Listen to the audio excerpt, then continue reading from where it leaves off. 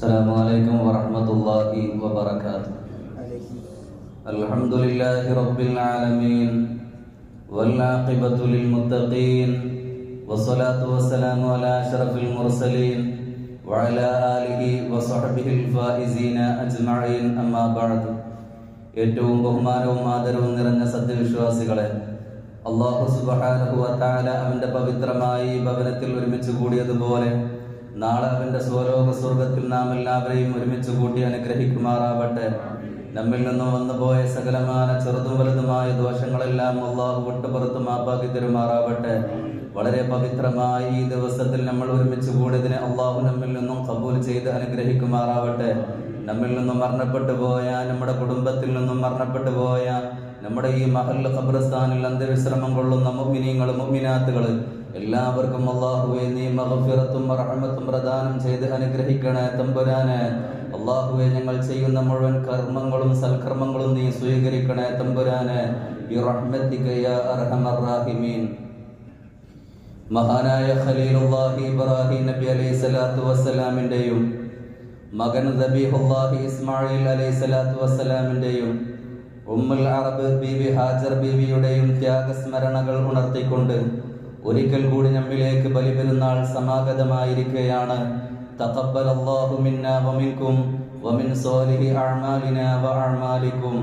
അല്ലാഹു അക്ബർ അല്ലാഹു അക്ബർ അല്ലാഹു അക്ബർ ലാ ഇലാഹ ഇല്ലല്ലാഹു അല്ലാഹു അക്ബർ അല്ലാഹു അക്ബർ വലില്ലാഹിൽ ഹംദ്. പ്രിയപ്പെട്ട സഹോദരന്മാരെ, ഇന്നും ഇന്നലെയുമായി ലോകത്തിന്റെ വിവിധ ഭാഗങ്ങളിലും എല്ലായിടത്തും ബലിപെരുന്നാൾ ആഘോഷിച്ചു കൊണ്ടിരിക്കുകയാണ്. ഹജ്ജിന് വേണ്ടി ലക്ഷക്കണക്കിന് ആളുകളാണ് മക്കയിൽ ഒരുമിച്ച് കൂടിയിരിക്കുന്നത്. ഇതിൻ്റെയൊക്കെ പിന്നിലുള്ള ലക്ഷ്യം എന്ന് പറയുന്നത് 3 വ്യക്തികളാണ്. മഹാനായ ഖലീലുല്ലാഹി ഇബ്രാഹിം അലൈഹിസ്സലാം, മകൻ ദബീഹുല്ലാഹി ഇസ്മാഈൽ അലൈഹിസ്സലാം, അവിടുത്തെ ഭാര്യയായ ഉമ്മുൽ അറബ് ബീവി ഹാജർ ബീവിയുടെ ത്യാഗസ്മരണകളാണ് ഇതിലൂടെ നമ്മൾ ഓരോരുത്തരും സ്മരിച്ചു കൊണ്ടിരിക്കുന്നത്. അതുകൊണ്ട് തന്നെ ഇൻഷാ അല്ലാഹ് ഖിയാമത്ത് നാൾ വരേക്കും അതിവിടെ നിലനിൽക്കുക തന്നെ ചെയ്യും. മഹാനായ ഖലീലുല്ലാഹി ഇബ്രാഹിം നബി അലൈഹിസ്സലാത്തു വസ്സലാമിന്റെ കാലം കഴിഞ്ഞിട്ട് 4000 വർഷം കഴിഞ്ഞു. പക്ഷെ ഇതുവരേക്കും ഒരു സ്മരണ പോലും ഇതുവരേക്കും മുറിഞ്ഞു പോയിട്ടില്ല. എന്തേ ഇങ്ങനൊക്കെ അല്ലാഹു റബ്ബുൽ ഇസ്സത്ത് കൊടുക്കാനുള്ള കാരണം എന്താണെന്നറിയുമോ? മഹാനായ ഖലീലുല്ലാഹി ഇബ്രാഹിം നബി അലൈഹിസ്സലാത്തു വസ്സലാമും മകൻ ദബീഹുല്ലാഹി ഇസ്മാഈൽ അലൈഹിസ്സലാത്തു വസ്സലാമും ഇബ്രാഹിം നബിയുടെ ഭാര്യയായ ഹാജർ ബീവിയും അല്ലാഹു റബ്ബുൽ ഇസ്സത്തിന് വേണ്ടി സമർപ്പിച്ച ജീവിതമായിരുന്നു. അവരുടെ ജീവിതം നമ്മളും നമ്മുടെ ജീവിതത്തിൽ പ്രാവർത്തികമാക്കേണ്ടതുണ്ട്. മഹാനായ ഖലീലുല്ലാഹി ഇബ്രാഹിം നബി അലൈഹിസ്സലാത്തു വസ്സലാമിനോട് അല്ലാഹു റബ്ബുൽ ഇസ്സത്ത് പറഞ്ഞു, ഇത് ഖാല ലഹു അസ്ലിം. ഇബ്രാഹിം നബിയോട് അല്ലാഹു റബ്ബുൽ ഇസ്സത്ത് പറയുകയാണ്, ഇബ്രാഹിം നബിയെ നിങ്ങൾ ഒരു യഥാർത്ഥ മുസ്ലിം ആവണം.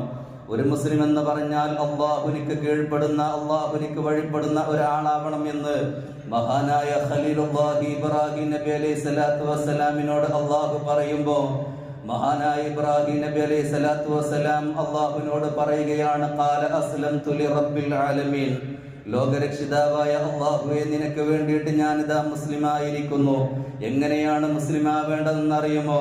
തന്റെ സ്വഭാവത്തില്, തന്റെ സംസ്കാരത്തില്, തന്റെ പെരുമാറ്റത്തില്, തന്റെ സ്വഭാവത്തില് എല്ലാ അർത്ഥത്തിലും നിങ്ങൾ മുസ്ലിം ആവണം എന്ന് അല്ലാഹു റബ്ബുൽ ഇസ്സത്ത് മഹാനായ ഖലീലുല്ലാഹി ഇബ്രാഹിം നബി അലൈഹിസ്സലാത്തു വസ്സലാമിനോട് പറഞ്ഞിട്ടുണ്ട് എങ്കിൽ ആ ഇബ്രാഹിം നബി അലൈഹിസ്സലാത്തു വസ്സലാമിന്റെ ഏറ്റവും വലിയ ക്വാളിറ്റി, ഏറ്റവും വലിയ പ്രത്യേകത എന്ന് പറഞ്ഞാൽ അദ്ദേഹത്തിന്റെ സ്വഭാവ മഹിമയായിരുന്നു.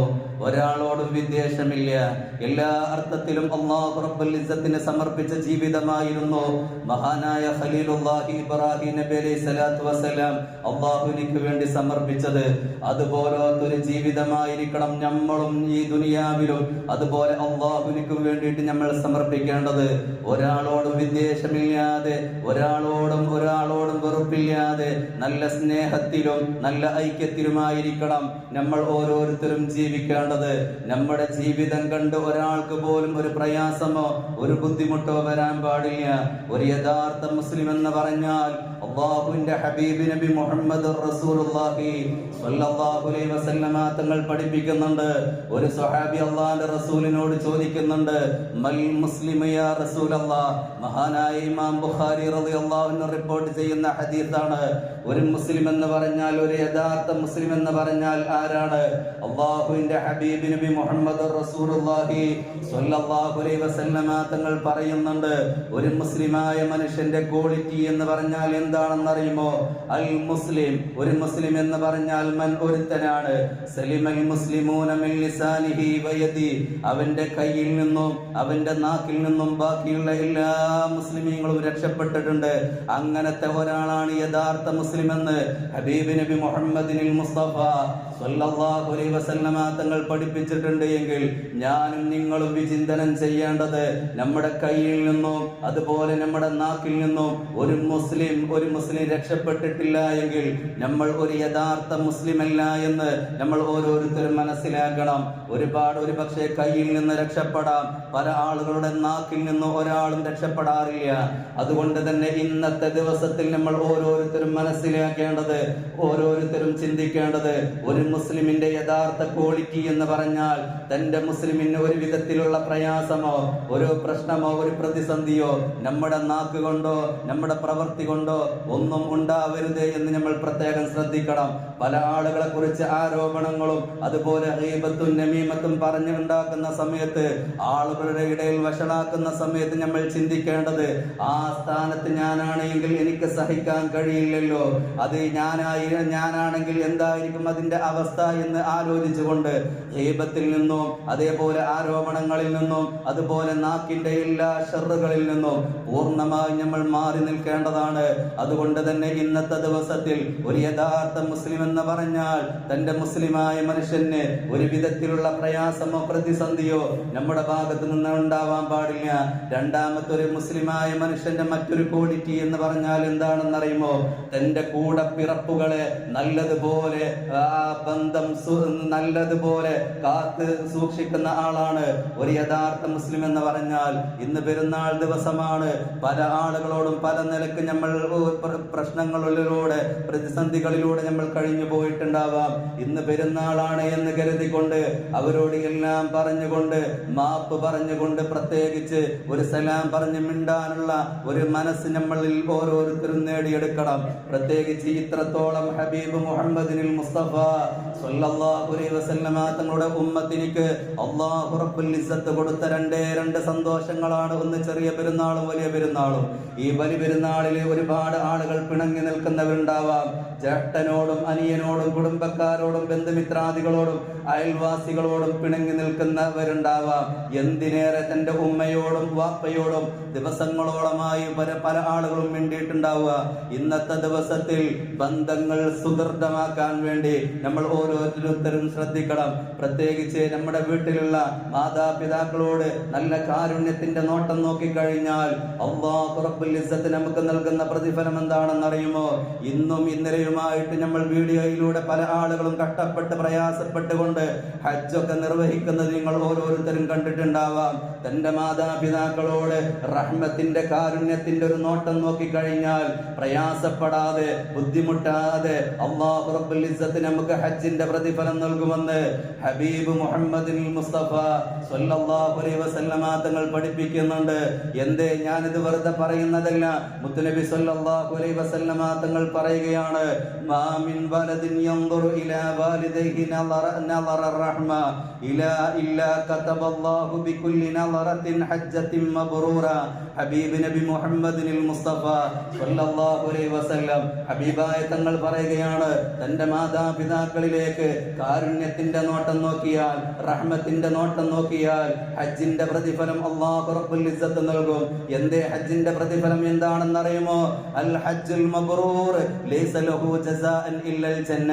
ഹജ്ജ് ചെയ്ത മനുഷ്യനിക്ക് അല്ലാഹു റബ്ബുൽ ഇസ്സത്ത് കൊടുക്കുന്ന പ്രതിഫലം അത് എന്താണെന്നറിയുമോ? സ്വർഗമല്ലാതെ മറ്റൊന്നില്ല. അതുകൊണ്ട് തന്നെ ഉമ്മയോടും വാപ്പയോടും റഹ്മത്തിന്റെ ഒരു നോട്ടം നോക്കിക്കഴിഞ്ഞാൽ അവനിക്ക് പൂർണ്ണമായ ഹജ്ജ് ചെയ്തതിന്റെ പ്രതിഫലം അല്ലാഹു റബ്ബുൽ ഇസ്സത്ത് നൽകും. ഇത് അള്ളാന്റെ റസൂൽ പറഞ്ഞു കൊടുക്കുന്ന സമയത്ത് ഒരു സ്വഹാബിയായ ഒരു ചെറുപ്പക്കാരനായ സ്വഹാബി അള്ളാന്റെ റസൂലിനോട് ചോദിക്കുകയാണ്, യാ റസൂലല്ലാഹ്, അല്ലാഹുവിന്റെ ഹബീബേ, എനിക്ക് പ്രായം ചെന്ന എനിക്കൊരു പിതാവുണ്ട്. ആ പിതാവിന്റെ മുഖത്തേക്ക് ഞാൻ 100 പ്രാവശ്യം നോക്കിക്കഴിഞ്ഞാൽ എനിക്ക് പൂർണ്ണമായ 100 ഹജ്ജ് ചെയ്തതിന്റെ പ്രതിഫലം കിട്ടുമോ എന്ന് ഹബീബ് മുഹമ്മദ് മുസ്തഫ സല്ലല്ലാഹു അലൈഹി വസല്ലമ തങ്ങളോട് ചോദിക്കുമ്പോൾ അള്ളാന്റെ റസൂൽ പറയുന്നുണ്ട്, നീ റഹ്മത്തിന്റെ നോട്ടം നിന്റെ പിതാവിന്റെ മുഖത്തേക്ക് നോക്കിക്കഴിഞ്ഞാൽ നിനക്ക് 100 ഹജ്ജ് ചെയ്തതിന്റെ പ്രതിഫലം കിട്ടും.